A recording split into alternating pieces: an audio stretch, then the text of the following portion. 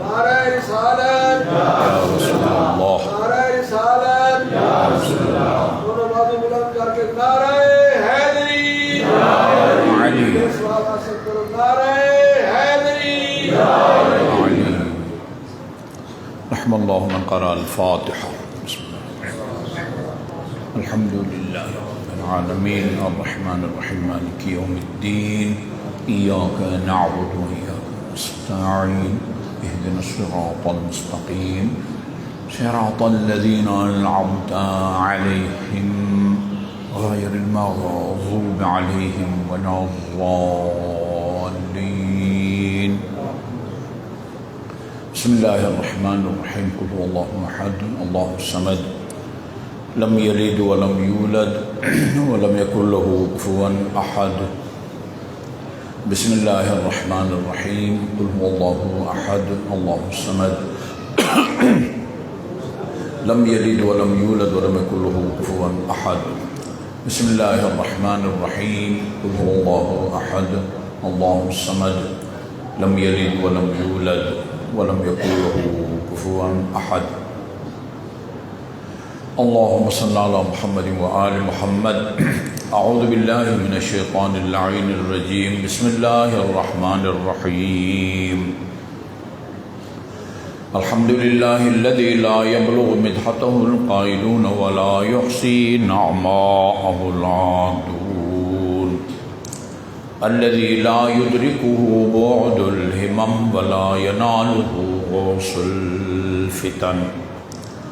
والصلاة والسلام على خير خلقه وأشرف بريته الذي سمي في السماء بأحمد وفي الأرضين بأبي القاسم محمد.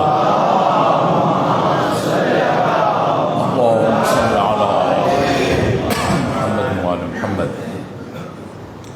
وعلى أهل بيته الطيبين الطاهرين الذين أذهب الله عنهم الرجس وطهرهم تطهيرا.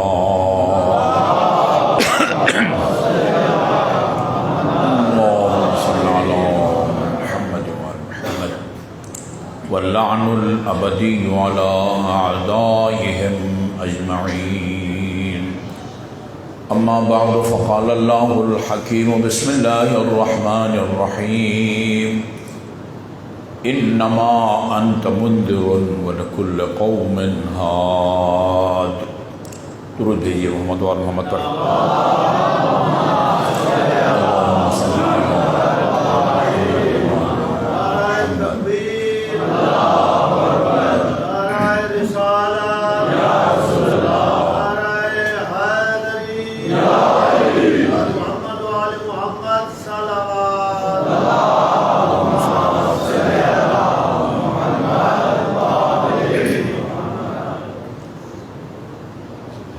مومنین کرام، جو لوگ بھی غیب پر ایمان رکھتے ہیں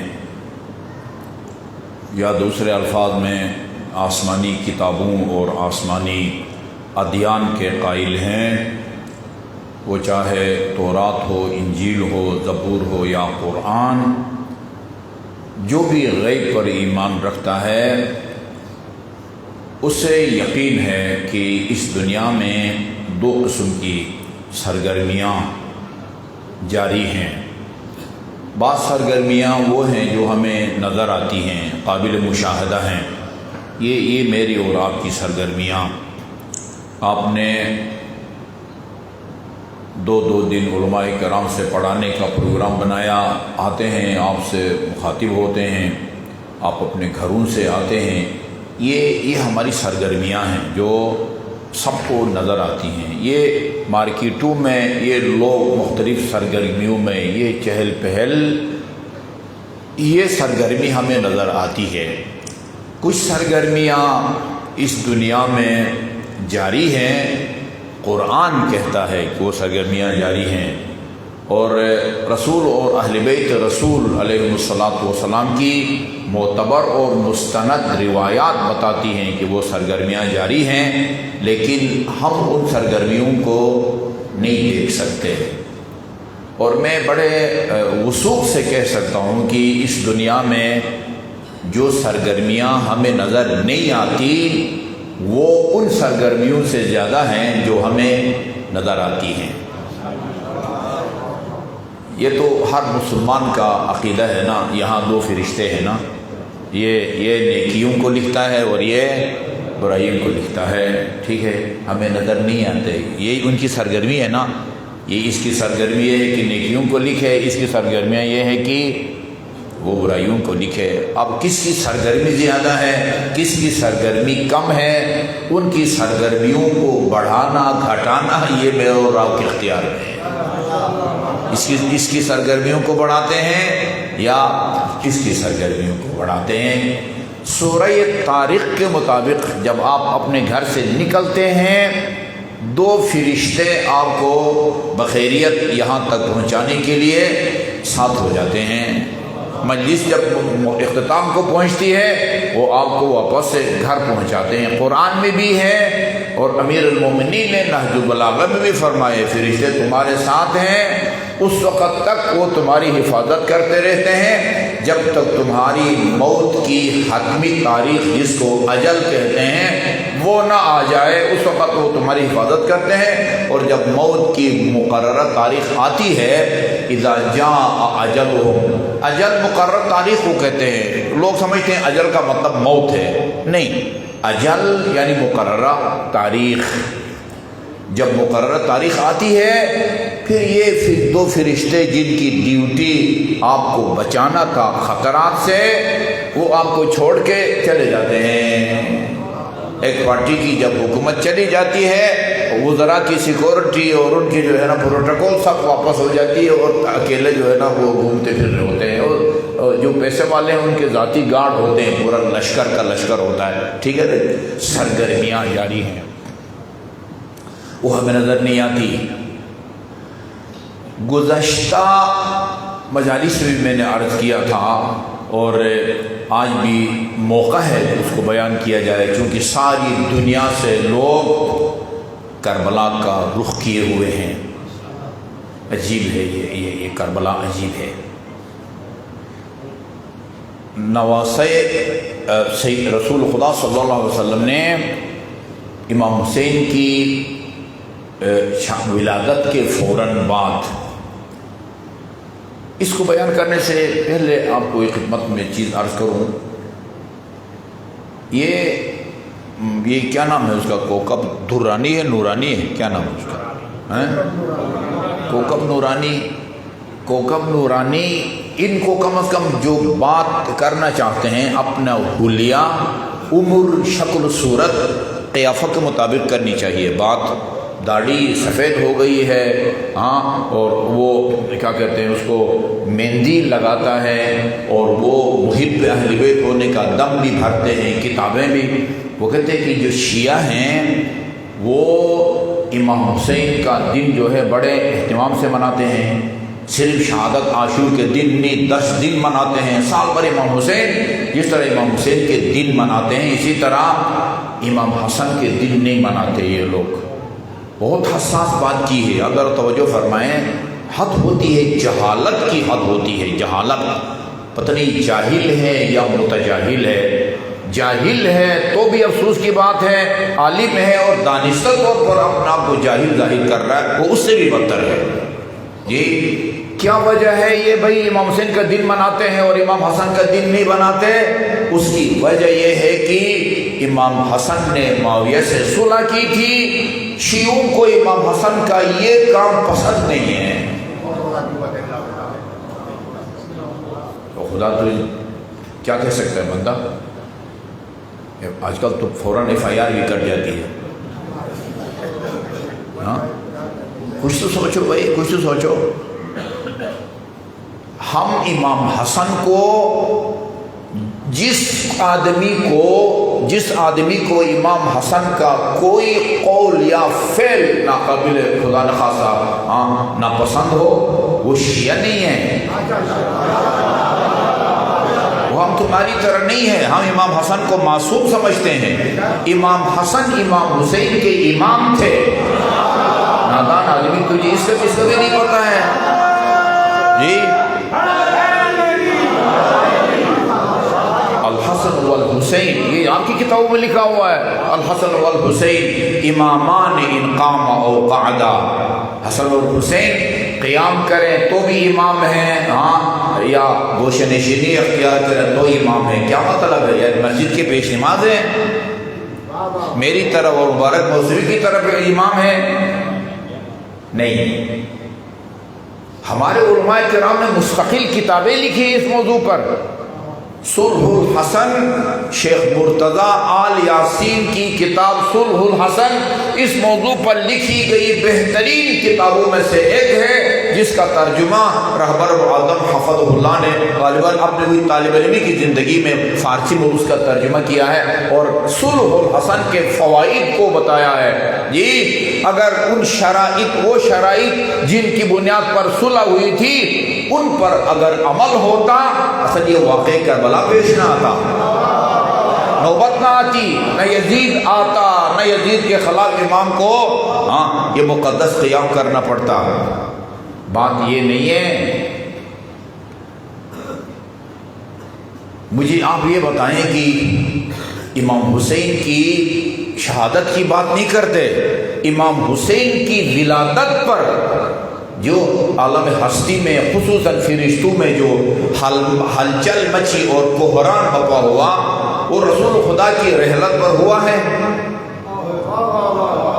جی نہیں، کوئی ایک سال جب ہمارے کسی مولود کو کی ولادت کو ایک سال گزرتا ہے، بیٹا ہو یا بیٹی، ہم سالگرہ مناتے ہیں نا، سالگرہ مناتے ہیں، ہمارے دوست عزیز بچے کے لیے گفٹ لاتے ہیں، کوئی نقد پیسہ دیتا ہے، کوئی کھلونا لاتا ہے، کوئی سوٹ لاتا ہے، کیک کاٹتے ہیں، خوشیاں مناتے ہیں۔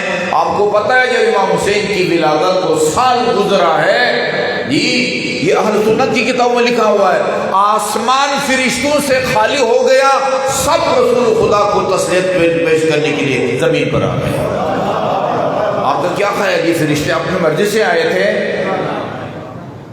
خدا کے حکم سے جبرائیل امین کے لکھا ہوا ہے آسمان فرشتوں سے خالی ہو گیا۔ اچھا جی، دوسرا سال پھر کبھی سفر میں آن حضرت سالگرہ کے بجائے وہ برسی مناتے ہیں امام حسین کی، اور کبھی مسجد میں مصائب پڑھتے ہیں اور صحابہ کرام زار زار روتے ہیں۔ وہ امام حسین امام حسن کے بارے میں رسول خدا نے ایسا کام کیوں نہیں کیا؟ باقی صحابہ نے کیوں نہیں کیا؟ اللہ تعالیٰ نے فرشتوں کے امام حسن کو چھوڑے امیر المومنین، رسول خدا کائنات کی مخلوقات میں سب سے افضل مخلوق اس دنیا سے رحلت ہوتی ہے۔ مجھے بتائیں آسمان کی مچھلیاں اس طرح روئی ہیں جس طرح حسین کی شہادت پر روئی ہیں؟ جی فرشتے اس طرح روئے ہیں؟ مجھے آپ بتائیں، کوئی تاریخ بتائیں کہ جو پتھر اٹھایا گیا ہو وہاں سے ابلتا ہوا خون نظر آئے رسول کی رحلت پر؟ کہیں پڑا ہے؟ یہ حسین ہے، حسین۔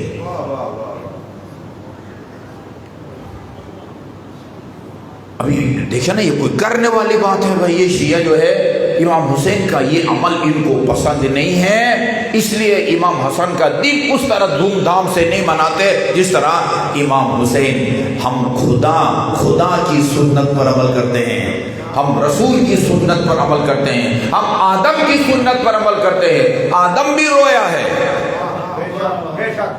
یہ اہل سنت کی کتاب میں لکھا، میرے خیال در منصور میں لکھا ہوا ہے، وہ آیے کریمہ فتلقى آدم من ربہ کلمات کی تفسیر میں لکھا ہوا ہے۔ جب حضرت آدم سے ترک اولا ہو گیا، اپنے آپ کو بخشانے کے لیے اللہ تعالیٰ نے پنجتن پاک کو اپنا، حضرت آدم نے پنجتن پاک کو وسیلہ بنایا، یا محمود بحق محمد و یا اعلی بحق علی، وہ پانچوں کو وسیلہ بنانے کے بعد الا ما غفرت لی، میرے ترک اولا سے درگزر فرما۔ جی اللہ تعالیٰ نے ان پانچ کے وسیلے سے ان حضرت آدم کے ترک اولاد کو بخشا۔ بخشوانے کے بعد حضرت آدم پہلا انسان ہے نا، کائنات کا سب سے پہلا انسان ہے، عرض کیا پالنے والے میں نے تیرے حکم سے محمد کا نام لیا، علی کا نام لیا، فاطمہ کا نام لیا، حسن کا نام لیا، ان چار کے نام لینے سے میرے دل پر کوئی اثر نہیں ہوا۔ مالی اذا ذکرت الخامس انکسر قلبی، یہ آخری نام حسین میں تو نے کیا اثر رکھا ہے؟ جیسے کہ میری زبان پر یہ نام جاری ہوا ہے، میرا دل ٹوٹتا گیا ہے، دل۔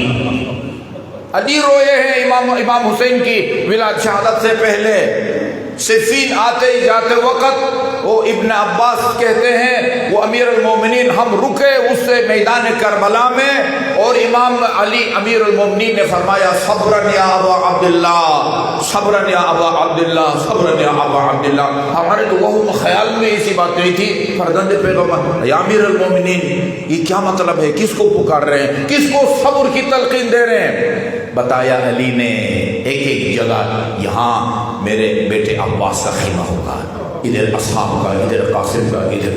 جی کہتے ہیں کہ اتنے روئے امیر المومنین، دیر تک آپ پر غشی طاری ہوئی۔ بھئی ابھی اچھا جی کبھی امام حسن کا تصور کر کے پڑھا ہے امیر المومنین اس طرح روئے ہوں؟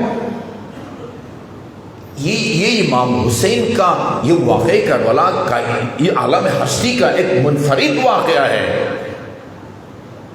ان حسین کیست کی عالم ہمہ دیوانہ اوست، ان چشم ایست کی عالم ہمہ پروانہ اوست۔ ابھی یہ میں آج پڑھ رہا تھا، مجھے نہیں معلوم وہ نیکسن منڈیلا ہے نا، لفظ کیا ہے، اس کا بیٹا کربلا آ رہا ہے اربعین میں شرکت کے لیے۔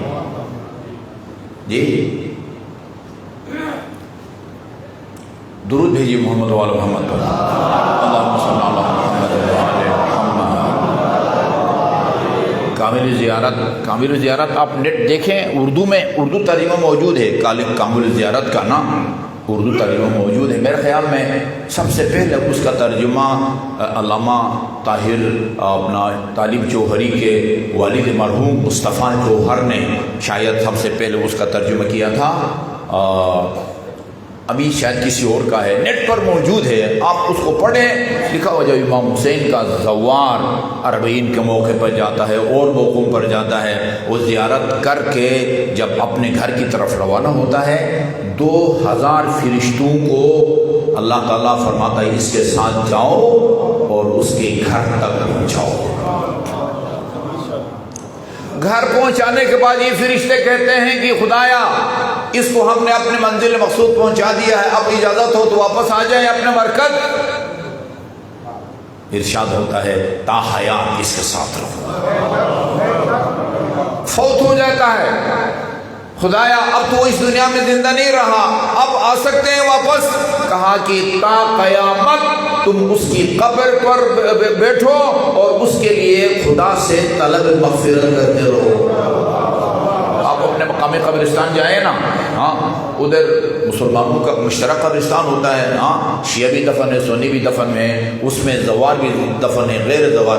اس روایت کے مطابق جہاں بھی امام حسین کا کوئی زوار دفن ہے نا، اس کی قبر پر 2000 فرشتے ہیں، ان کا کام یہی ہوتا ہے اللہم اغفر لزوار الحسین، خدایا اس زوار حسین کی مغفرت فرما، اس کے گناہوں کو بخش دے۔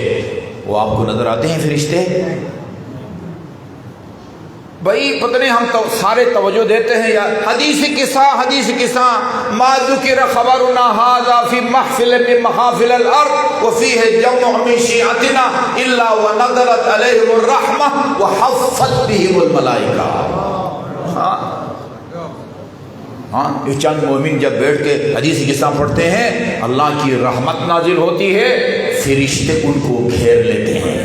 حفت بہم الملائکہ، جی الہی یتفرق، اس وقت تک یہ فرشتے، اب مجھے نہیں معلوم ہزاروں میں ہوتے ہیں کروڑوں میں ہوتے ہیں، یہ بھی آپ کو پتہ ہونا چاہیے اس کائنات میں سب سے زیادہ آبادی فرشتوں کی ہے۔ اس وقت ایران پر جو ہے نا وہ خطبہ میں چھائے ہوئے ہیں آغا مسعود عالی، میں ان کی گفتگو سن رہا تھا، اس دنیا میں جہاں کہیں بھی بارش ہوتی ہے نا، ہر بارش کے قطرے کے ساتھ ایک فرشتہ ہے، اس کی ڈیوٹی یہ ہے کہ اس قطرے کو وہاں گراتا ہے جہاں اس کو گرنے کا حکم ہوتا ہے۔ حفت بہم الملائکہ، جب تک یہ آپ کی محفل حدیث قصہ اختتام کو نہیں پہنچتی اس وقت تک یہ گھیرے رہتے ہیں۔ اور بہار الانوار کی جلد نمبر 39 ہے، اس کے اندر ایک باب ہے آل موسوی باب کا اوپری عنوان یہ ہے امیر المومنین کے بارے میں، فی حب الملائکۃ لہ وفخرہم بخدمتہ، آسمان کی فرشتے علی سے محبت کرتے ہیں اور علی کی خدمت کر کے فخر بھی کرتے ہیں۔ علی کو فضائل کو بیان کریں، جس محفل میلاد میں یا مجالس میں امیر المومنین کے فضائل بیان ہو، وہاں بھی یہی ہے، حفت بہم الملائکہ، فرشتے اس کو اپنے گھیرے میں لے لیتے ہیں اس محفل کو جہاں علی کے فضائل بیان ہوتے ہیں۔ لیکن توجہ رکھیے، اللہ تعالیٰ آپ کی توفیقات، جن کی مساعی سے، جن کے تعاون سے یہ مجالس سے مستند علماء کرام کے ذریعے منعقد ہوتی ہیں، آپ کے توفیقات میں اللہ تعالیٰ اضافہ فرمائے، آپ سب کے رزق حلال میں بھی وسعت عطا فرمائے۔ فضائل، وہ فضائل بیان کریں، امیر المومنین کے سب سے معتبر اور مستند فضائل وہ ہیں جو اللہ تعالیٰ نے قرآن مجید میں بیان کی ہے۔ اور ایک جملہ عرض کروں، امام رضا علیہ السلام سے کسی نے پوچھا، فرزند پیغمبر الحمدللہ اللہ تعالیٰ نے آپ کے جد امیر المومنین کو بے شمار فضائل سے نوازا ہے، جی کوئی گن نہیں سکتا علی کی فضائل کو، اپنے طور پر محدود ہیں، ابتدا ہے انتہا ہے، چونکہ علی کی ہمیں تاریخ ولادت بھی معلوم ہے اور تاریخ شہادت بھی، البتہ ہمیں وہ جسمانی جو تاریخ ولادت ہے 13 رجب اور جسمانی جو تاریخ وفات ہے 21، وہ ہمیں پتہ ہے، لیکن کب علی کا نور پیدا ہوا، مجھے کہنے دیں، اب میرے پاس لفظ نہیں ہے، اب تب کب بھی نہیں تھا، اب کب تک یہ زمانے کی تعبیر ہے، ابھی تو کچھ بھی نہیں تھا، کنت کنزا مخفیا کان اللہ ولم یکن شیء، امیر المومنین نے فرمایا خدا کی ذات تھی اور کچھ نہیں تھا، یہ کہنا بھی درست نہیں ہے، ایسا وقت تھا جب صرف خدا کی ذات تھی اور کچھ نہیں تھا، وقت بھی نہیں تھا، وقت بنتا ہے حرکت فلک سے، ابھی فلک کو بھی پیدا نہیں کیا تھا، حدیث قدسی میں ہم پڑھتے ہیں رسول خدا نے فرمایا کنت کنزا مخفیا، میں مخفی خزانہ تھا، فاحببت ان اعرف، میرا ارادہ بنا کہ نہیں ابھی اپنا تعارف ہونا چاہیے، فخلقتک یا محمد، محمد میں نے اپنے تعارف کی خاطر تجھے پیدا کیا، اور اسی محمد صلی اللہ علیہ وسلم نے فرمایا انا وعلی من نور واحد، میں اور علی اللہ تعالیٰ نے ایک نور سے ہم کو پیدا کیا ہے، جی علی محدود ہے، جی ہمیں تاریخ ولادت بھی معلوم ہے، تاریخ وفات بھی، جب علی کی ذات زمان اور مکان کے لحاظ سے محدود ہے پھر اس کا فضائل بھی محدود ہے، لیکن ہمارے بس میں نہیں ہے ان کے فضائل کو بیان کرنا۔ امام رضا سے پوچھا جاتا ہے آپ کی نظر میں امیر المومنین کی بے شمار فضائل میں سے سب سے بڑی فضیلت کون سی ہے؟ کتنا اہم سوال ہے۔ امام رضا سے پوچھا جاتا ہے کہ آپ کے نظر میں امیر المومنین کی سب سے بڑی فضیلت کیا ہے؟ آپ نے امیر المومنین کی جہادی خدمات کو بیان نہیں کیا، رسول خدا کے زمانے میں خیبر، خندق، بدر، حنین، تبوک، ان کا ذکر نہیں کیا، یا رسول خدا کے بعد پتنے وہ نہروان اور صفین جنگی خدمات کو بیان نہیں کیا، آپ کے علمی کمالات کو بیان نہیں کیا، آپ کی سخاوت کی داستانوں کو بیان نہیں کیا، آپ کی عدالت کی داستانوں کو بیان نہیں کیا، جس سے متاثر ہو کے مسیحیوں نے کتابیں لکھی ہیں۔ کیا کہا امام نے؟ فرمایا میری نظر میں، امام رضا کی نظر میں علی کی سب سے بڑی فضیلت وہ ہے جس کو اللہ تعالیٰ نے آیہ مباہلہ میں بیان کیا ہے۔ بس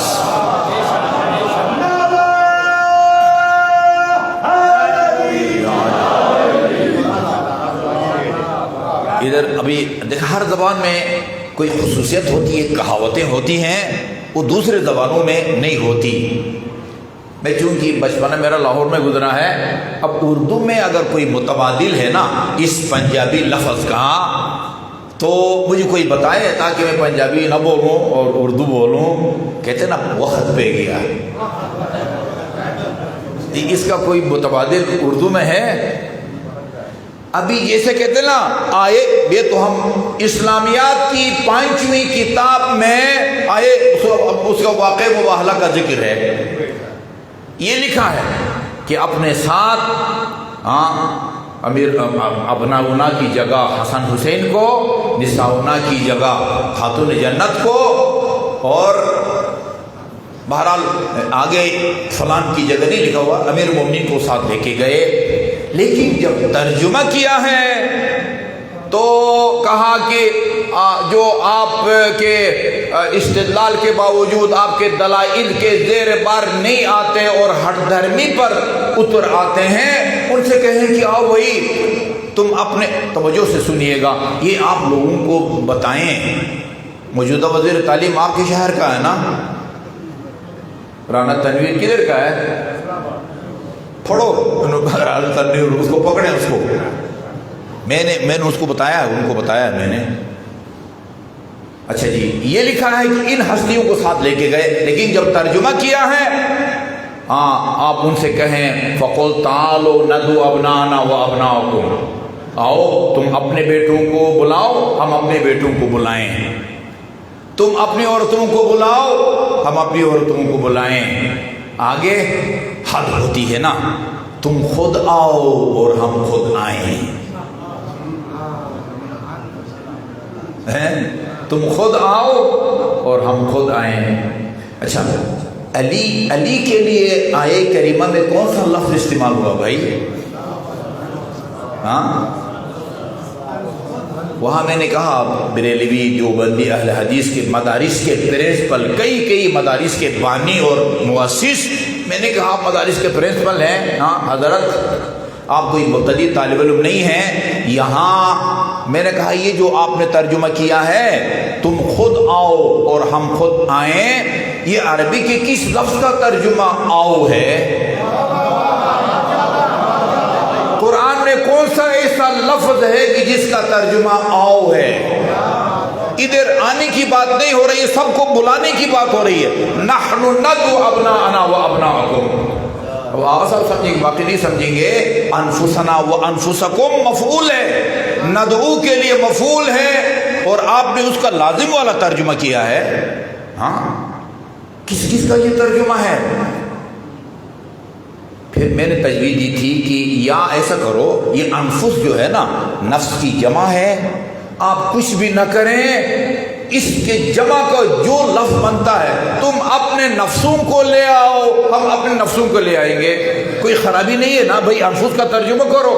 یا احمد رضا بریلوی نے بڑا اچھا ترجمہ کیا ہے، انصاف سے کہنا چاہیے، انہوں نے ترجمہ کیا ہے تم اپنی جانوں کو بلاؤ، ہم اپنی جانوں کو بلائیں۔ اپنے عزیز ترین کے لیے کہتے ہیں نا، جان سے بھی زیادہ عزیز ہے یہ، لیکن اس کو ماننے کے لیے تیار نہیں ہیں۔ کسی نے ترجمہ کیا ہے تم اپنے آپ کو، نساء کے جگہ حضرت زہرا علیہ السلام کو لے کے گئے۔ اگر انفس سے مراد خود رسول خدا ہے، ہم خود آئیں اور تم خود آؤ، پھر علی کو کس کھاتے میں لے کے گئے تھے؟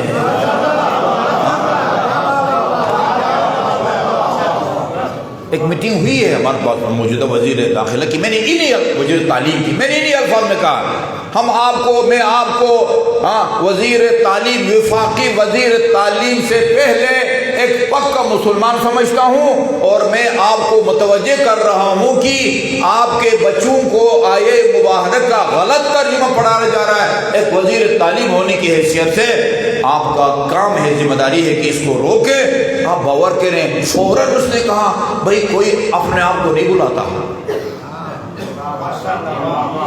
بلانے والا اور ہوتا ہے، جس کو بلایا جاتا ہے وہ اور ہوتا ہے۔ اچھا، اسی طرح میں نے ان کو بتایا بھائی امیر المومنین کے حالات زندگی میں نے کہا سب سے پہلے یہ لکھو کہ امیر المومنین کی ولادت خانہ کعبہ میں ہوئی ہے، یہ نہیں کہہ سکے نہیں ہوئی۔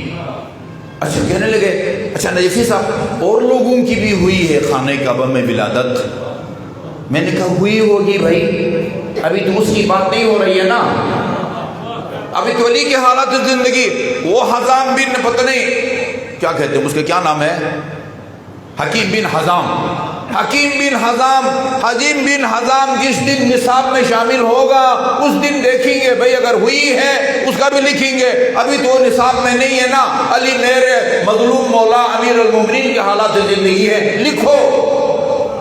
متواتر میں نے وہی بیٹھ کی عبارت ان کو بتائی جو کتابوں میں لکھا ہوا ہے، جی ازالۃ المخافہ میں لکھا ہوا ہے اور کتابوں میں لکھا ہوا ہے، تواترت الاخبار علی ان فاطمہ بنت اسد ولدت علی فی جوف الکعبہ، خبر متواتر ہے جس کا کوئی انسان انکار نہیں کر سکتا۔ وہ خبر کیا ہے؟ فاطمہ بنت اسد نے علی کو کعبہ کے وسط میں جنا۔ اب میں اس لیے کہا وقت پہ گیا ہے کہ اگر یہ صحیح ترجمہ کرتے ہیں تو یہ ثابت ہوتا ہے کہ علی نفس رسول ہے جی۔ اچھا مجھے جو دیوبندیوں کا بندہ تھا نام نہیں لیتا، اس نے کہا آپ باور کے نجفی صاحب میں آپ کو شکریہ ادا کرتا ہوں، آپ نے ہمیں اس باریک نقطے لکھ کر متوجہ کیا، یہ ترجمہ غلط ہے۔ ابھی ٹھیک نہیں، مجھے ٹھیک نہیں، ابھی تک ٹھیک نہیں کیا ہے جی۔ وہ سیدھے لکھو، تم اپنے نفسوں کو بلاؤ، ہم اپنے نفسوں کو بلائیں گے، یہ تیر جو ہے نا اپنا نشانہ خود تلاش کرے گا، ٹھیک ہے جی۔ ہم مدارس میں کہتے ہیں ضمیر اپنا مرجع خود تلاش کرے گا، ٹھیک ہے نا جی۔ میں عرض یہ کر رہا تھا کہ امیر المومنین کے سب سے معتبر ترین فضائل وہ ہیں جن کو اللہ تعالیٰ نے قرآن میں بیان کیا، ذالک الکتاب لا ریب فیہ۔ ابن حجر ہیثمی کا نام سنا ہوا نا آپ لوگوں نے، جس نے صواعق محرقہ لکھی ہے، امیر المومنین کے حالات زندگی میں لکھتے ہیں کہ شیعوں نے علی کے بارے میں 3 لاکھ احادیث گڑھی ہیں۔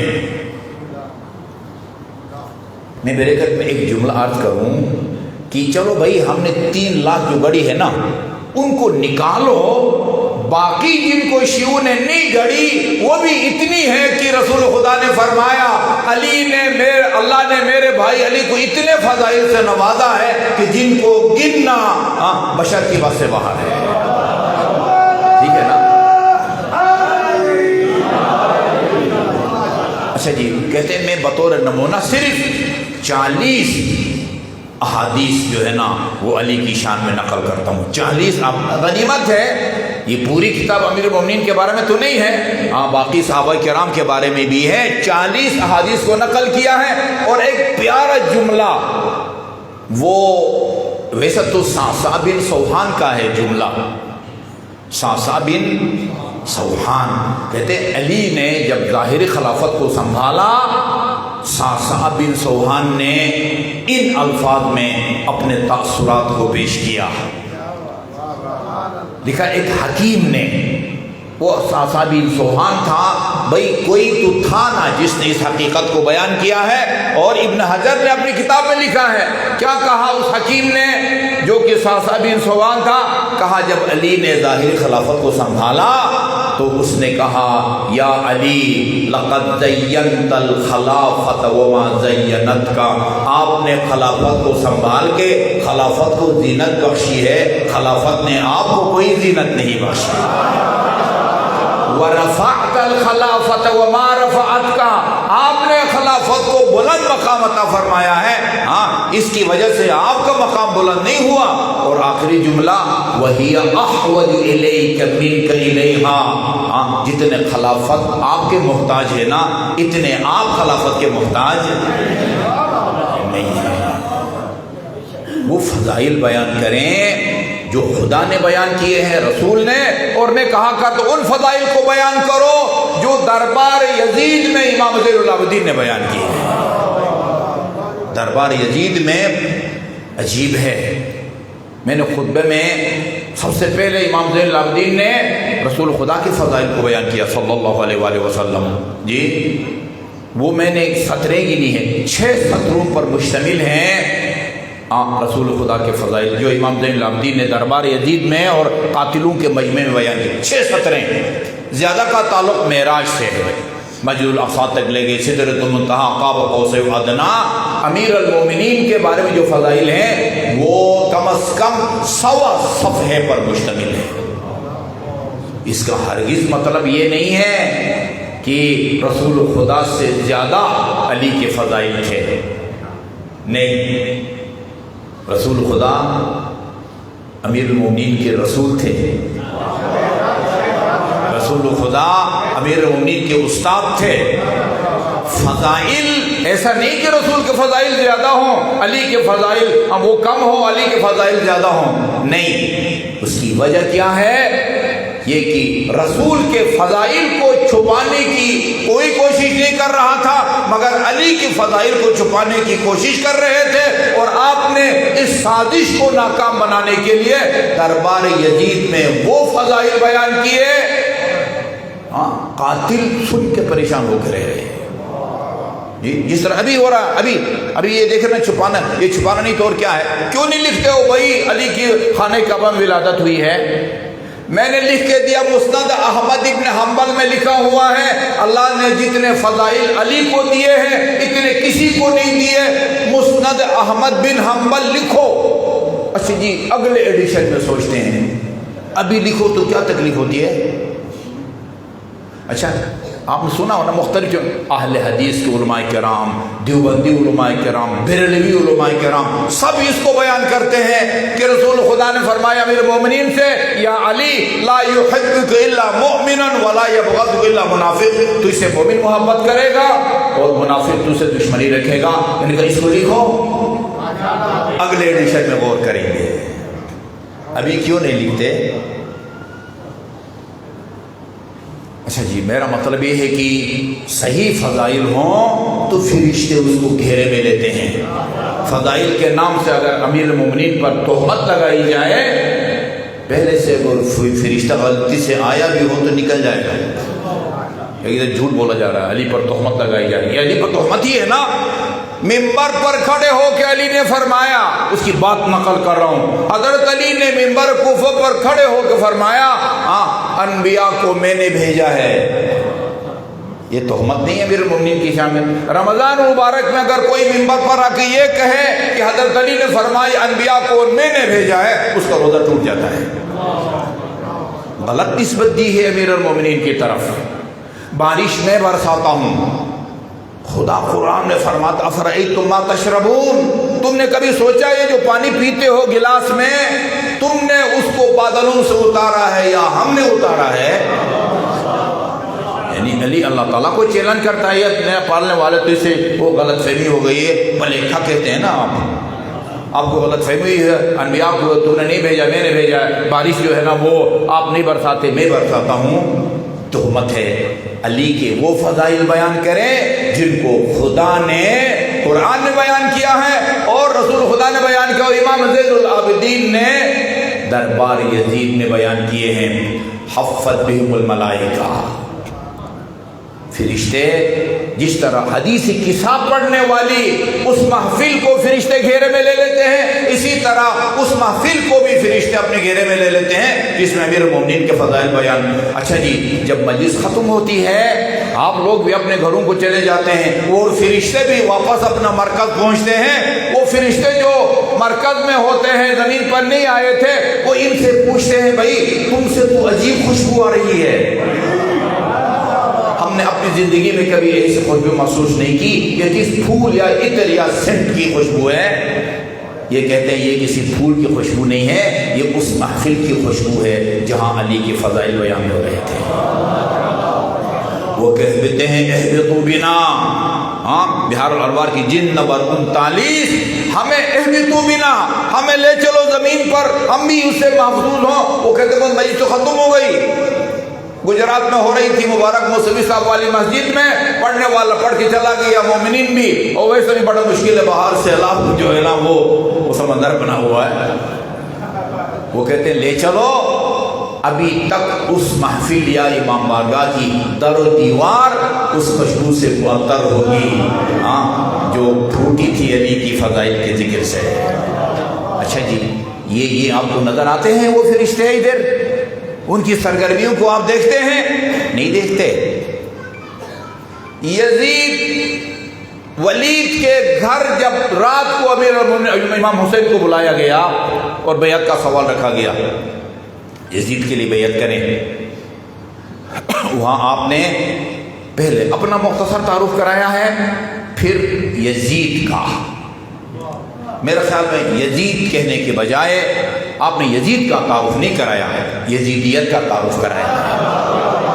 لہذا یزید کا کہنا غلط ہوگا، کیونکہ یزید کے باپ کا نام نہیں لیا۔ یزید کہاں پیدا ہوا ہے؟ یزید کی والدہ کا کیا نام تھا، دادا کا کیا نام تھا، دادی کا، نانا نانی کا، کسی کا ذکر نہیں ہے۔ اس کے افعال کا ذکر ہے، اور اسی کے افعال کردار کو ہم یزیدیت کہتے ہیں۔ ایسا ہے نا؟ کہتے ہیں کہ یہ بھائی تمہیں پتہ ہے تم کس سے وہ بیعت کا مطالبہ کر رہے ہو؟ نحن اہل بیت النبوہ، ہم اہل بیت النبوت ہیں، وہ معدن الرسالہ، رسالت کے ہم کان اور معدن ہیں۔ یہ فضائل کا جملہ ہے سمندر۔ وہ مختلف الملائکہ، مختلف اس جگہ کو کہتے ہیں جہاں آپ روٹین میں آتے جاتے ہیں۔ اس مسجد کے خوش قسمت ہمسایہ جو 3 ٹائم نماز کے لیے آتے ہیں، یہ مسجد ان کے لیے مختلف ہے۔ آپ کاروباری ہیں، روزانہ مارکیٹ جاتے ہیں، دکان، وہ مارکیٹ آپ کے لیے مختلف ہے۔ آپ طالب علم ہیں، سکول، کالج، یونیورسٹی کے، یہ تینوں تعلیمی ادارے آپ کے لیے مختلف ہیں۔ وہ آپ نوکری کرتے ہیں سرکاری یا پرائیویٹ دفتر میں، دفتر آپ کے لیے کس کو یہ شرف حاصل ہے مختلف الملائکہ؟ ابھی مصائب کی شروع نہیں ہوئے، لیکن امام جعفر صادق علیہ الصلوۃ والسلام کی خدمت میں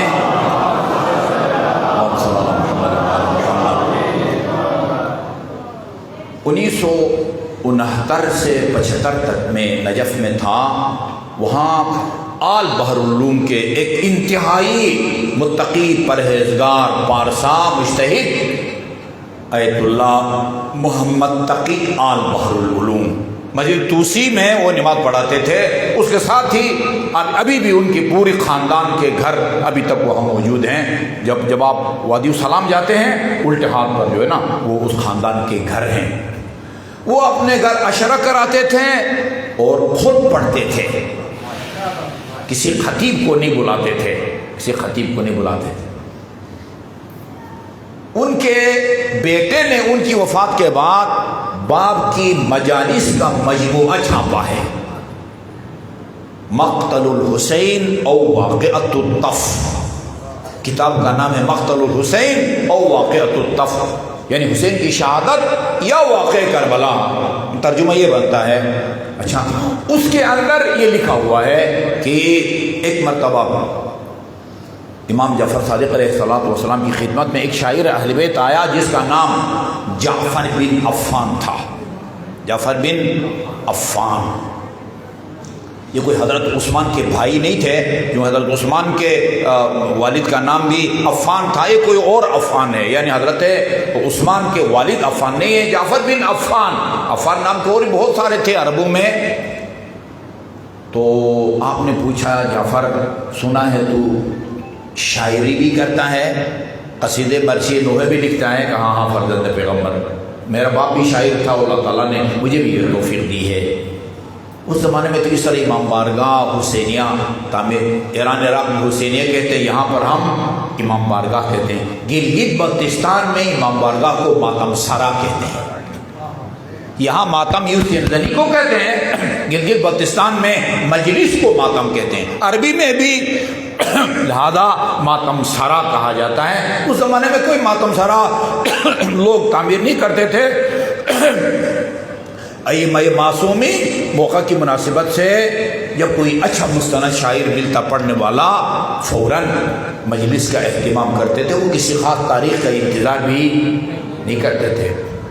پردہ آویزان کیا، پردے کے اس طرف مخدرات کو بٹھایا، اس طرف امام خود شاعر اور جو بھی آپ کے عزیز یا اصحاب تھے، اس نے تقریباً کوئی پونے صفحے پر مشتمل اپنا قصیدہ سنایا، شروع میں اہل بیت کے فضائل اور آخر میں مصائب۔ جب یہ اپنی اس کلام سے فارغ ہوا، امام علیہ السلام نے قسم کھا کے اس مجلس کے نتیجے کا اعلان کیا۔ جب یہ فارغ ہوا فرمایا واللہ یا جعفر، جعفر خدا کی قسم، لقد شہدت الملائکۃ ہاہنا وبکوا کما بکینا او اکثر۔ تم جب اپنا کلام سنا رہے تھے، آسمان کی فرشتے بھی صف عزا کے اوپر بیٹھے ہوئے تھے، وبکوا کما بکینا او اکثر، جس طرح ہم روئے بلکہ ہم سے زیادہ آسمان کے فرشتے رو رہے تھے۔ وغفر اللہ ذنوبک جميعا، خدا نے تیرے تمام گناہوں کو بخش دیا ہے۔ واوجب اللہ لک الجنہ الساعۃ الجنہ، ابھی خدا نے تجھے جنت کا حقدار قرار دیا ہے۔ یہ بات امام معصوم کے علاوہ کوئی اور نہیں کر سکتا۔ سرگرمیاں، فرشتوں کی سرگرمیاں بہت لمبی ہو رہی ہے، بس میں سمیٹتا ہوں اس کو۔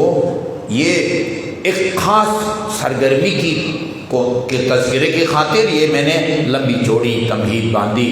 میرے برادر عزیز محترم ثقلین صاحب سنا رہے تھے آپ کو صلوات کے فضائل، نا صلوات کے فضائل کتنا ثواب ہے۔ شیخ محسن علی نجفی اللہ تعالیٰ ان کو صحت و طول عمر دے، انہوں نے ایک تو قرآن کا ترجمہ کیا ہے بلاغ القرآن۔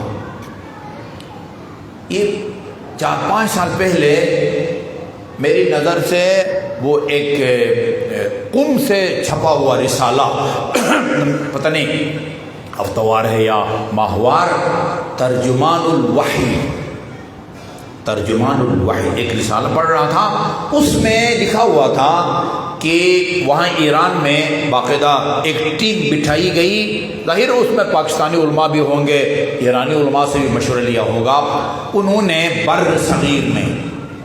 بر صغیر میں شیعہ اور سنی جو تراجم ہیں ان کا موازنہ کر کے لکھا ہے کہ شیعہ ترجموں میں سب سے افضل ترجمہ کون سا ہے اور اہل سنت کے ترجمہ قرآن میں سب سے افضل کون سا ہے۔ لکھا شیعہ ترجموں میں سب سے بہتر ترجمہ معیاری شیخ محسن علی نجفی کا ہے، اور سنیوں میں مولانا مودودی کی تفہیم القرآن، ترجمہ قرآن ہے بلاغ القرآن، اور مختصر حاشیے کے اوپر تفسیر، اور جو اس کے علاوہ 10 جلدوں پر مشتمل تفسیر الکوثر لکھی ہے۔ اس کے اندر سورہ احزاب کی آیت نمبر 56، سورہ احزاب کی آیت نمبر 56 کون سی ہے؟ ان اللہ و ملائکتہ، آگے تو آپ کو یاد ہے نا، سورہ نمبر آیت ان اللہ و ملائکتہ یصلون علی النبی یا ایھا الذین آمنوا صلوا علیہ وسلموا تسلیما۔ اس کو سننے کے بعد آپ کو اندازہ ہوگا کہ جب آپ صلوات پڑھتے ہیں نا، کائنات میں ہلچل مچ جاتی ہے۔ امام جعفر صادق علیہ السلام کا فرمان نقل کیا ہے انہوں نے، اور حوالہ بھی دیا ہے۔ اصول کافی جلد نمبر 2 صفحہ نمبر 492، اصول کافی کا صفحہ نمبر جلد نمبر 2 اور صفحہ نمبر 492 لکھا ہوا ہے، امام رسول خدا نے فرمایا اکثر من الصلاۃ علیہ، مجھ پر صلوات بھیجا کرو کثرت سے۔ فمن صلی علیہ مرتن، جو ایک مرتبہ مجھ پر صلوات بھیجتا ہے، غور سے سنیے گا، صلی اللہ علیہ الف مرہ فی الف صف من الملائکہ، اللہ تعالیٰ فرشتوں کے 1000 صفوں میں اس بندے خدا پر 1000 مرتبہ صلوات بھیجتا ہے۔ اس خوش قسمت پر جو ایک مرتبہ محمد اور آل محمد پر صلوات بھیجے۔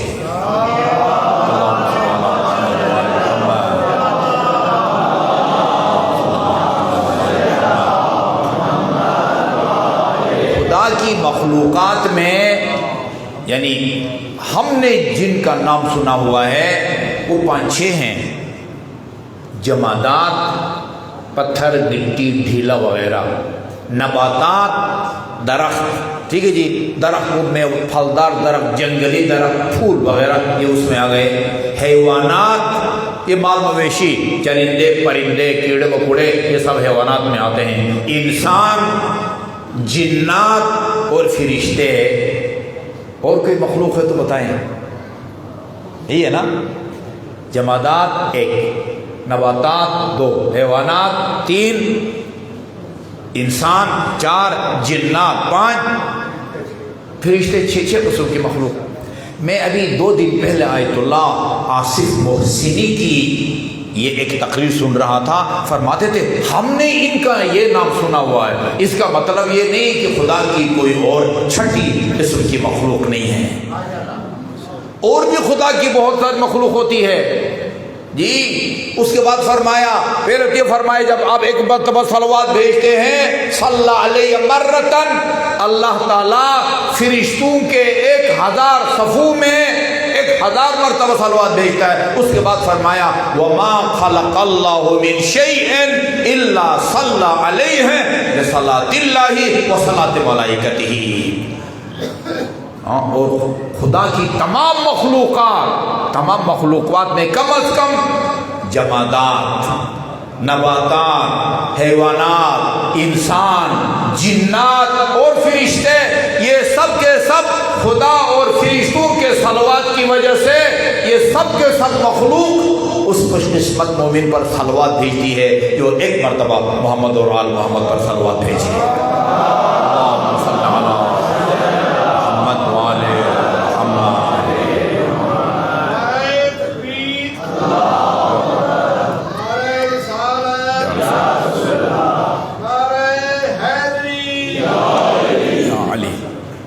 اچھا جی، اللہم صلی علی محمد وآل محمد.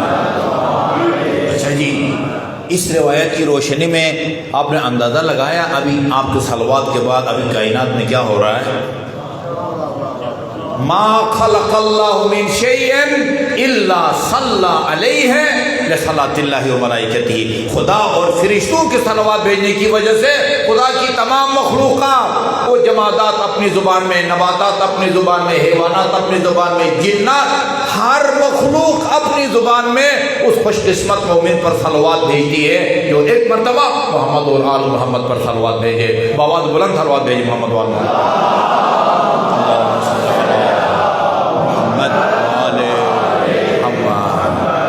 گھنٹہ ہو گیا. اچھا، میں اصل موضوع کی طرف آتا ہوں.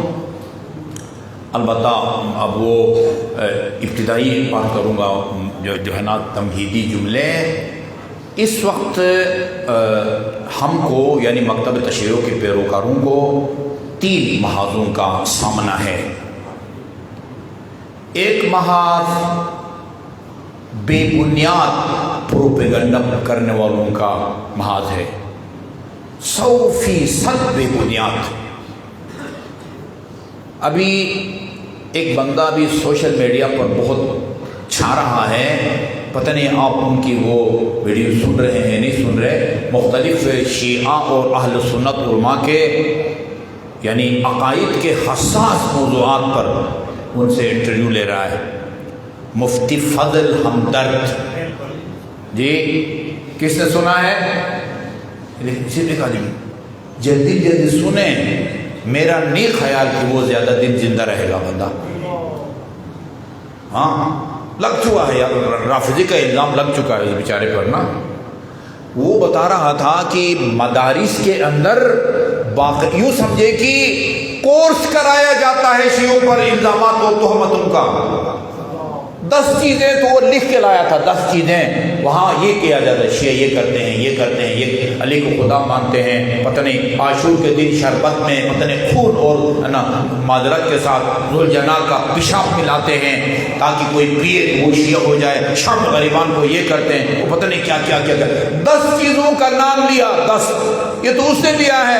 کتابوں کے اندر جو الزامات لگتے ہیں، کتابوں کے اندر العقد الفرید 6 یا 7 جلدیں ہیں، اس کے اندر لکھا ہوا ہے یہ شیعہ ہیں عشرہ مبشرہ، وہ 10 صحابہ کرام جن کو رسول خدا نے دنیا میں زندگی میں جنت کی بشارت دی تھی، ان 10 سے یہ شیعہ نفرت کرتے ہیں اور ان سے دشمنی رکھتے ہیں، اور ان 10 صحابہ کرام سے دشمنی کی وجہ سے 10 کی جو عدد ہے نا، عدد فگر، اس سے بھی نفرت کرتے ہیں۔ یہ جب کوئی گھر بناتے ہیں، مسجد بناتے ہیں، امام بارگاہ بناتے ہیں یا ہسپتال، اس کے پلر خاص خیال رکھتے ہیں کہ 10 نہ ہوں، صرف ان 10 صحابہ کرام سے دشمنی کی وجہ سے۔ آگے اچھا یہ جب گنتی کرتے ہیں نا، بیٹے 1 2 بولو ذرا، گنو بھائی، 1 2 3 گنتی، 1 2 3 4 5 6 7 8 9 10۔ یہ دیکھو کہتے ہیں جب گنتی کرتے ہیں نا 1 2 3 4 5 6 7 8 9 کے بعد 10 نہیں کہتے، ان 10 صحابہ کرام سے دشمنی کی وجہ سے 9 جمع 1 کہتے ہیں۔ وہ خدا کا خوف نہیں تو کم از کم شرم حیا کرو بھائی۔ ہاں وہ کون تھا سیالکوٹ کا ہے نا، وہ کہتے ہیں یار شرم کیوں، کوئی حیا ہوتی ہے، ہاں کوئی شرم ہوتی ہے، ایک خواجہ صاحب کا جملہ ہے نا، کوئی شرم ہوتی ہے، خدا کا خوف نہیں تو شرم حیا کرو بھائی۔ وہ کب تک تمہارا یہ من گھڑت الزام چھپا رہے گا؟ ایک طولانی فہرست آپ کو سنا سکتا ہوں کہ، اور آپ یہ نہ سمجھے کہ اس کا کوئی اثر نہیں ہوتا۔ پروپیگنڈا آپ نے سنا ہے نا، جب 21 رمضان کو امیر المومنین شہید کیے گئے، لوگوں نے پوچھا کدھر شہید ہوئے، کس جنگ میں شہید ہوئے؟ کہا مسجد کوفہ میں۔ کہا کہ وہ تو نماز نہیں پڑھتے تھے، ادھر کیا لینے گئے تھے؟ یہ پروپیگنڈا کا نتیجہ ہوتا ہے۔ یہ بڑا زبردست مقولہ ہے، زبان خلق کو نقار خدا سے۔ نوشتہ دیوار، میری سب سے چھوٹی بچی پتہ نہیں 5ویں میں پتہ نہیں 6ٹھی میں تھی، کہا وہ اس میں کلاس میں بات ہو گئی، اس نے کہا میں شیعہ ہوں، اس کی کلاس سے بچیوں نے کہا کہ شیعہ کافر ہوتے ہیں۔ اس نے کہا کیوں کافر ہوتے ہیں؟ کہا میں نے آج دیوار پر دیکھا ہے۔ آپ کے لیے ناکافی ہے، اس بچی کے لیے کافی ہے، نوشتہ دیوار کافی ہے۔ ہاں وہ دلائل نہیں مانگتی شیعوں کا کیا عقیدہ ہے، بس دیوار پر لکھ دیا، اسی کو نوشتہ ہے، وہ اور سمجھتے ہیں۔ پروپیگنڈا کا میڈیا، ہاں جس کو اٹھانا چاہے اٹھاتا ہے، جس کو دبانا چاہے۔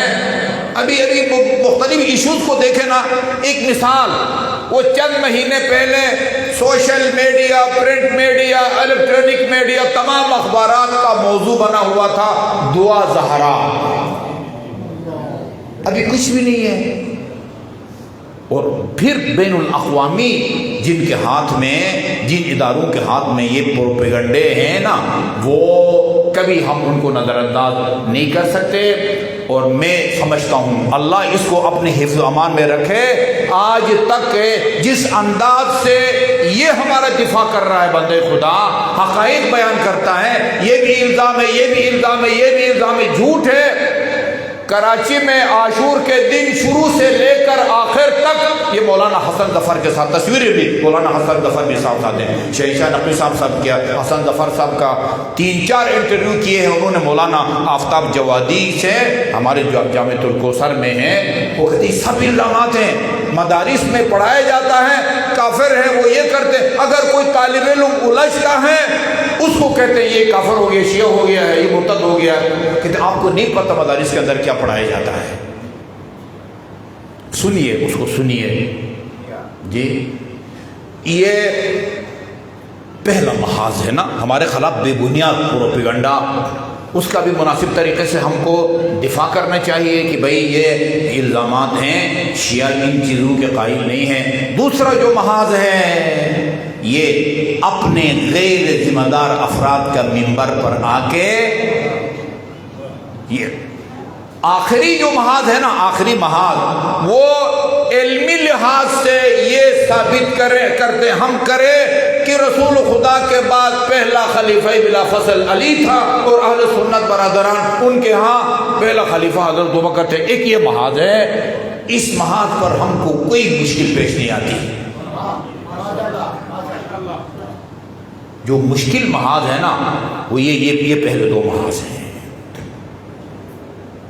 باقی گفتگو انشاءاللہ میں کل عرض کروں گا کہ اسٹیج پر کیا ہو رہا ہے جو نہیں ہونا چاہیے اور کیا نہیں ہوتا جو ہونا چاہیے، کیا بیان ہونا چاہیے یہاں سے جو نہیں ہوتا اور کیا کچھ بیان ہوتا ہے جو کہ بیان نہیں ہونا چاہیے، جو سراسر قرآن اور اہل بیت کے خلاف ہے۔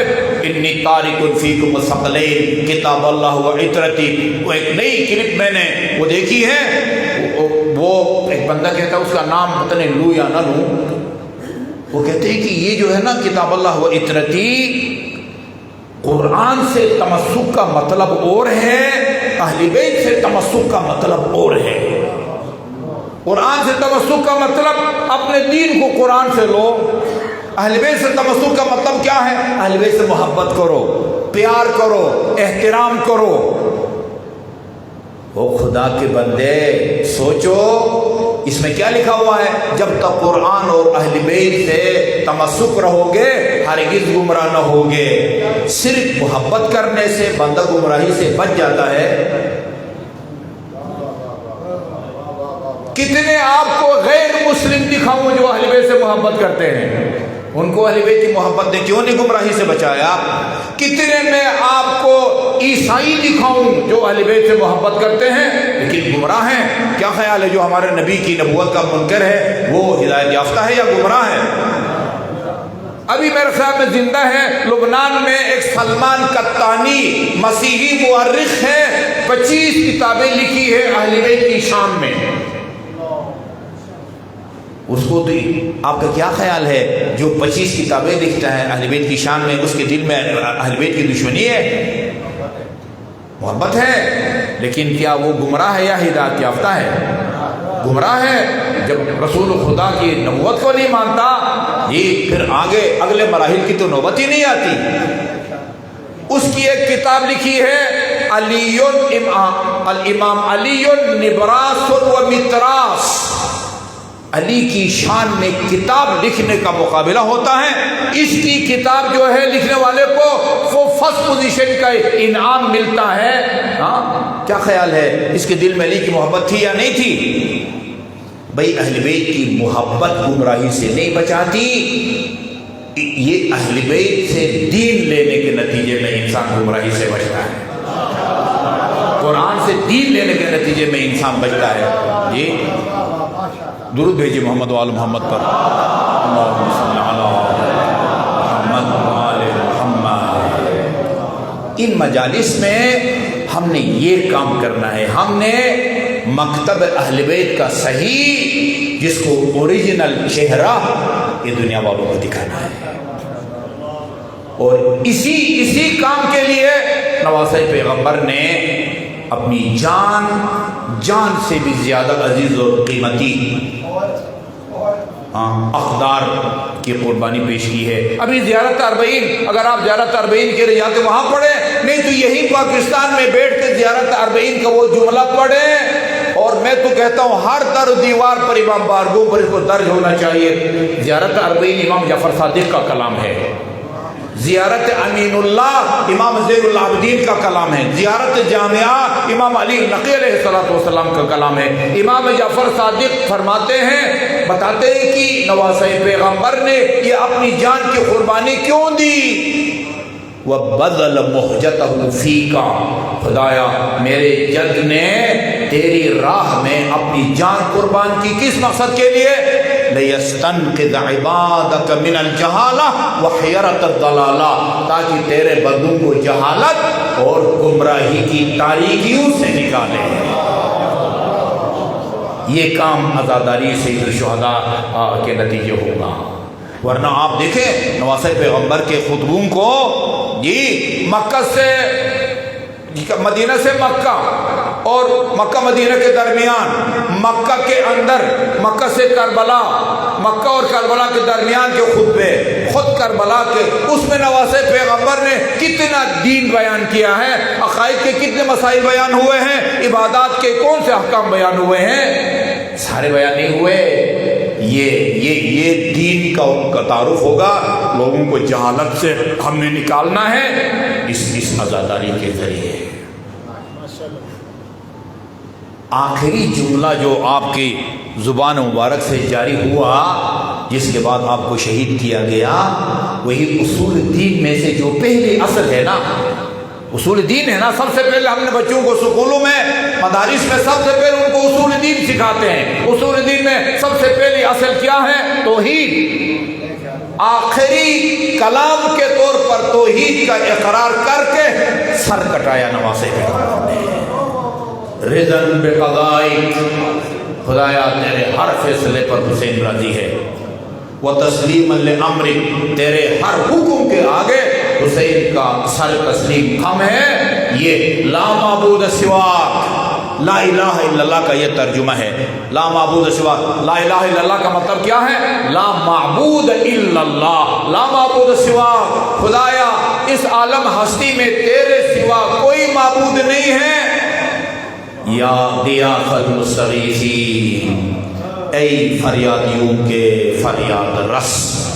پھر اسی مرحلے میں نا، اسی وقت آخر زیر خنجر دو غیر انسانی ظلم جو ہوئے، اس موقع پر آپ کو یاد کیا ہے، وہ قیامت تک آنے والی شیعوں کو یاد کیا ہے۔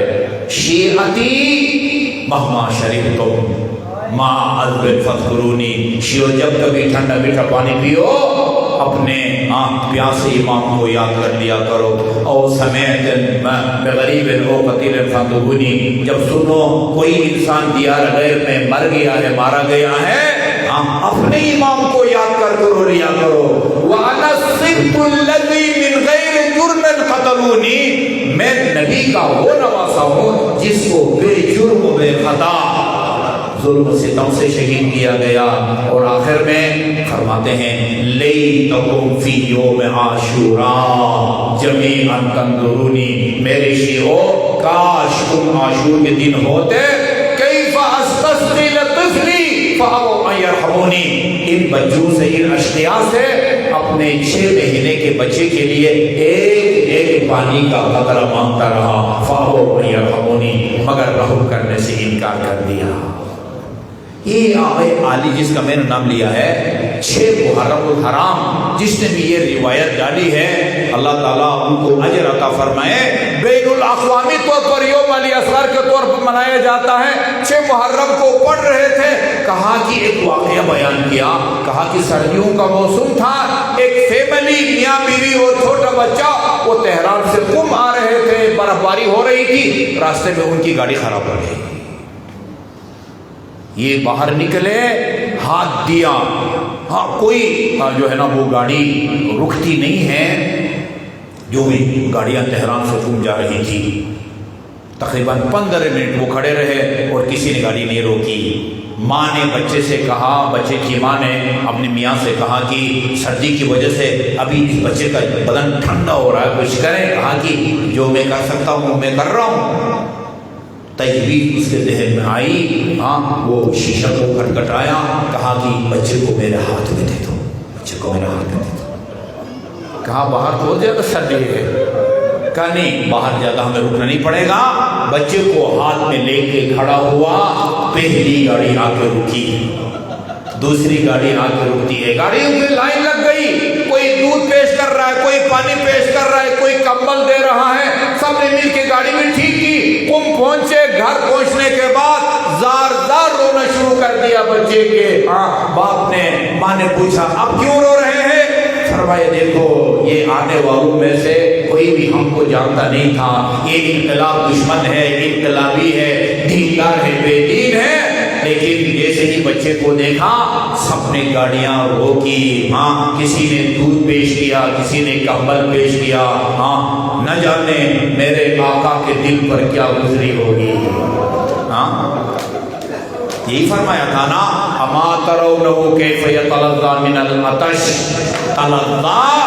اگر آپ نے کسی کو مچھلی کا شکار کرتے ہوئے دیکھا ہو، مچھلی کو جب باہر نکالا جاتا ہے اس کا بھی طاقت ہوتی، اچھلتی ہے، زمین سے اٹھتی ہے، پھر گرتی ہے، اور جب طاقت ختم ہو جاتی ہے ایک ہی جگہ تڑپتی رہتی ہے، اور طاقت کم ہوتی ہے وہ دم کو ہلاتی ہے اور جب اتنی بھی طاقت لے لیتی پھر وہ کبھی اپنے لبوں کو کھولتی ہے اور کبھی لبوں کو بند کرتی ہے.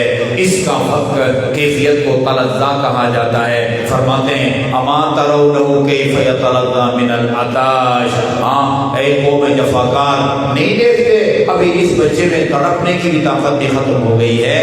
یہ پیاس کی وجہ سے کبھی اپنے منہ کو لبوں کو کھولتا ہے, کبھی لبوں کو بند کرتا ہے. تم اگر یہ سمجھتے ہو بچے کے بہانے سے اسے خود پانی پینا چاہتا ہے, میں بچے کو گرم ریت پر لٹا دیتا ہوں, تم خود اپنے ہاتھ سے اس کے حلق میں پانی کے چند قطرے ڈالو. یہ سننا تھا. عمر سعد نے حرملہ سے کہا اخطع کلام الحسین, حسین کے کلام کو قطع کر دے. میں مجالس میں ایک جملہ عرض کر رہا ہوں عزادارو, عمر سعد کے سپاہیوں کے ترکش میں جس میں تیروں کو رکھا جاتا ہے, سب سے چھوٹا تیر اگر چلایا جاتا نا اس بچے کی شہادت کے لیے کافی تھا. لیکن اس ظالم نے تیر سے شعبہ سے حلق اصغر کو نشانہ بنایا. حلق اصغر اتنا نازک تھا اور تیر اتنا بڑا. روایت کہتی ہے فَذَبَحَهُ مِنَ الْأُذْنِ إِلَى الْأُذْنِ, اس تیر نے ایک کان سے دوسرے کان تک بچے کو ذبح کر دیا.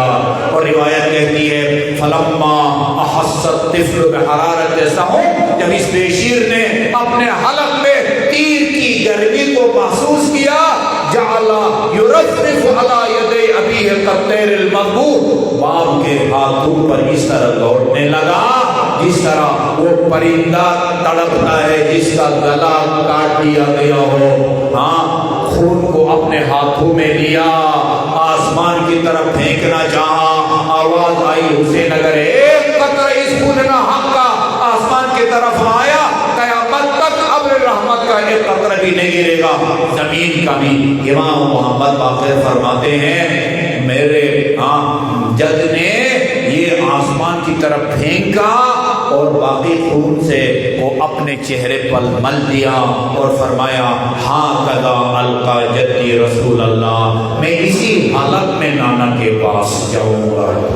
پھر امام نے کیا کیا, عاشور کے اعمال آپ کو یاد ہے نا, ایک مرتبہ بچے کو لے کے خیمے تک آتے ہیں, ماں کے حوالے کرے, ہمت نہیں پڑتی, واپس آتے, 7 دفعہ اس عمل کو دہرایا اور 7 دفعہ آپ اس عمل کو دہراتے ہیں اور پڑھتے ہیں انا للہ و انا الیہ راجعون. ہاں, ماں کے حوالے نہیں کیا, پشت خیمے پہ جا کے چھوٹی سی قبر بنائی.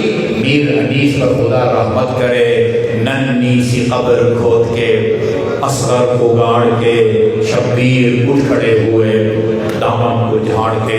اللہ لعنۃ اللہ علی القوم الظالمین وسيعلم الذين ظلموا أي منقلب ينقلبون إنا لله وإنا إليه راجعون. خدا بحق محمد و آل محمد جو مومنین مومنات پریشان حال ان کی پریشانیوں کو دور فرما. خصوصاً دنیا بھر سے بہت سارے مومنین یہ اربعین کی زیارات کے وہ عقلمند ہیں, ویزے کے سلسلے میں, وہ بورڈ کے سلسلے میں کچھ مشکلات سے دوچار ہیں. خدایا ان تمام مشکلات کو آسان فرما, رکاوٹوں کو برطرف کرما اور پہلی فرصت میں مومنین کو مطبوعات مقدسہ کی زیارات نصیب فرما. جو مومنین مومنات مریض ہیں اور خصوصاً ایک بچی ہبا زہرا ہمارے ٹرسٹی کی جوان ساتھ تہجدار بچی ہے, ایک بہت بڑا اور نازک آپریشن کامیاب ہوا ہے. خدایا اس کو صحت کامل اور عاجل عطا فرما. باپ محمد وال محمد بے روزگار مومنین مومنات کو رزق حلال سے مالا مال فرما. جن مومنین مومنات نے کوئی جائز کاروبار شروع کر رکھا ہے ان کے کاروبار میں برکت نصیب فرما.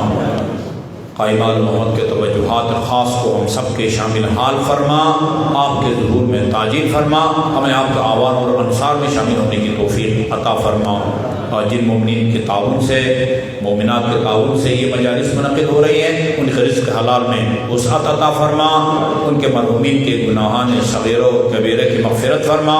انہیں محمد و آل محمد کی شفاعت اور ان کے جوار میں مقام عطا فرما. خدا بحق محمد و آل محمد مرحوم پروفیسر سعید سرفراز حسین جعفری اور ان کی زوجہ مرحومہ خدا بحق محمد و آل محمد ان کے گناہان صغیر و کبیرہ کی مغفرت فرما، انہیں محمد و آل محمد کی شفاعت اور ان کے جوار میں مقام عطا فرما۔ یہ جو کچھ آپ کر رہے ہیں یقیناً یہ انہیں کی کوششوں کے آثار ہیں، خدا ان کو ان کے لیے صدقہ جاریہ قرار دے۔ درخواست کروں گا ان دونوں مرحوم کی سال ثواب بلندی درجات کے لیے کہ ان کو سورہ فاتحہ اور 3 مرتبہ قل هو اللہ کی تلاوت فرمائیں۔